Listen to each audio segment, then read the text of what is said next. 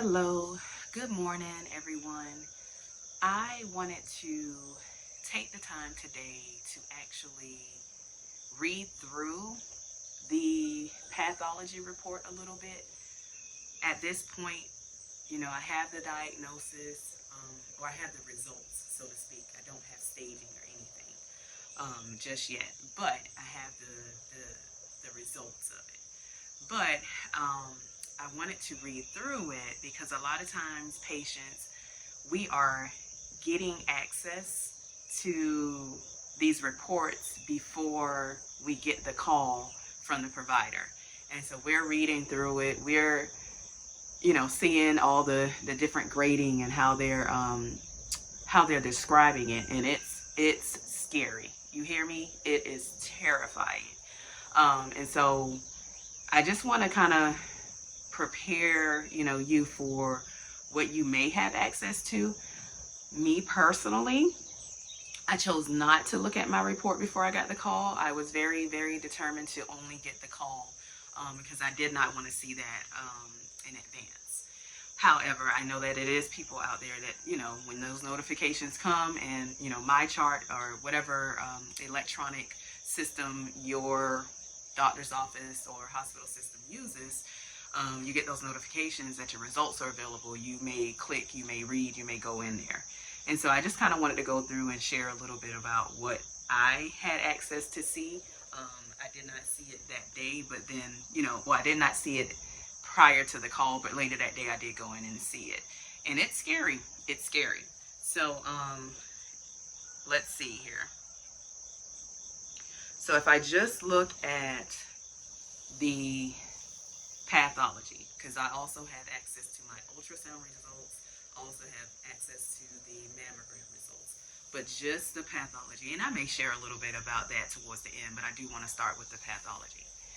And so the pathology report reads: left breast, 12 o'clock, 8 centimeters from nipple, ultrasound, guided core biopsy. There's a venous clip there. Invasive mammary carcinoma, no special type.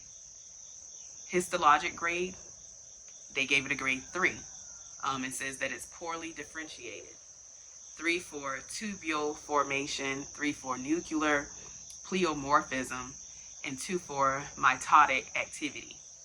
Tumor size at least 7 millimeters.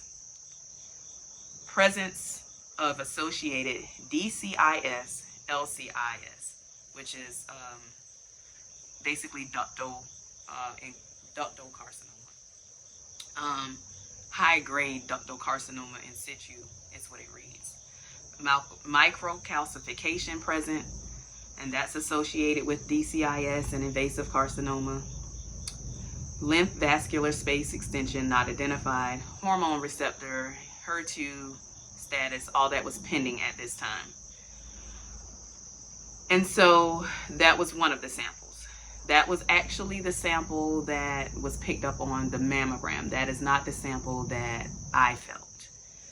So the next one that I'm going to read is actually the sample that I felt. And so this one is at 12 o'clock. If we're looking at 12 o'clock on a clock, 4 centimeters from the nipple, there was a spring clip placed in that one. And that one is invasive mammary carcinoma, no special type as well. It came back with a grade 3 as well, poorly differentiated, 3 for tubule formation, 3 for nuclear pleomorphism, and 3 for mitotic activity. Tumor size is at least 11 millimeters. Presence associated with DCIS, LCIS, not identified. Microcalcification. Hormone status, all that was still pending at this time. Okay?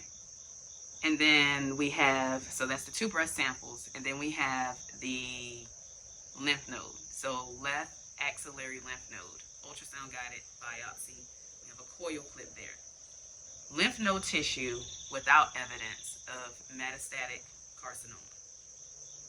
So that was the good news when I got the call that day. Now I do know that I'll speak on that again at another time. And so that was the reading. That's a lot. That's a lot to take in. It took a couple days to actually get the, you know, HER2 and all of that information. And so I have access to that now. Estrogen receptor results, those were negative. Percent positive, 0%. Intensity, 0+. And so they're looking at a range, and based off of what the numbers and the percentages are, it tells you whether that it's ER positive or negative. And so my range pretty much didn't show any activity there. And so they know for sure it's estrogen negative. Progesterone receptor kind of says the same thing. The result is negative. Percent positive, 0%. Intensity, 0+. And then HER2 result, they read that as negative. The score was 1+. The chart, in terms of how they look at the HER2 part of it, basically 0 to 1+ is negative. 2+ is equivocal, and then 3+ is positive. And so mine came up at the 1+, and that falls under the negative side of things. And so that's where you get the whole idea of the triple negative, because we have negative estrogen, negative progesterone, and then negative HER2. And so that's where the term triple negative comes from, the subtype comes from. I'll also go back now actually and let's look at the ultrasound.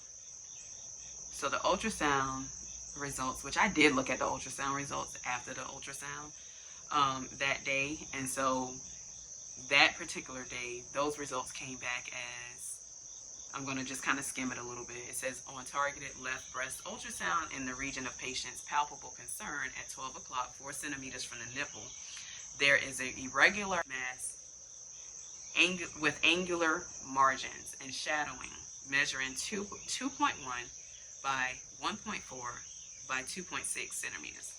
This is suspicious for malignancy. An ultrasound guided biopsy is recommended. It basically means that it's a solid mass. There is no fluid there. That's what that hypo means. Irregular means it's not round, it's not even, and angular margins is, you know, kind of sharp, jagged margins.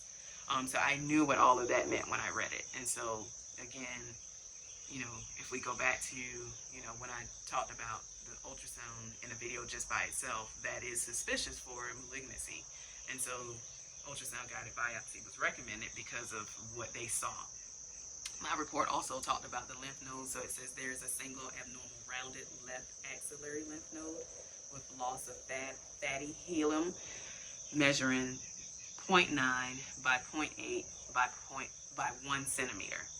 Ultrasound guided fine needle core biopsy is recommended. So, you know, we got all that, and that was the, you know, the good news when the lymph node actually came back negative.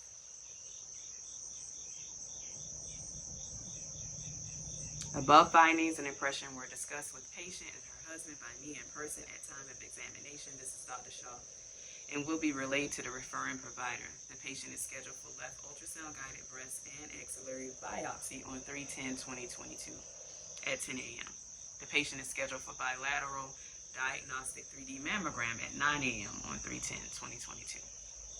So yeah, these are the things you have access to when you have a scare and go in for, you know, mammograms and ultrasounds and everything. Like, these results, like, we don't think about, you know, back in the day you had to wait on a call from a doctor, but now, like, you have access in your hands to these results, and you go on there and read them yourselves, and it's scary. It's scary. This breast was, I have no words. What was growing and expanding, and I have no words. All I can say is God. The timing of all of this is just God. Like, it's all in my mammary, like in my ducts. Like, anyway, That's that.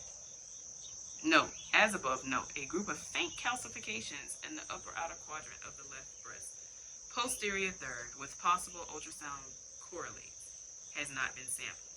The breast MRI is warranted, pending pathology results. It's a lot, but that's that.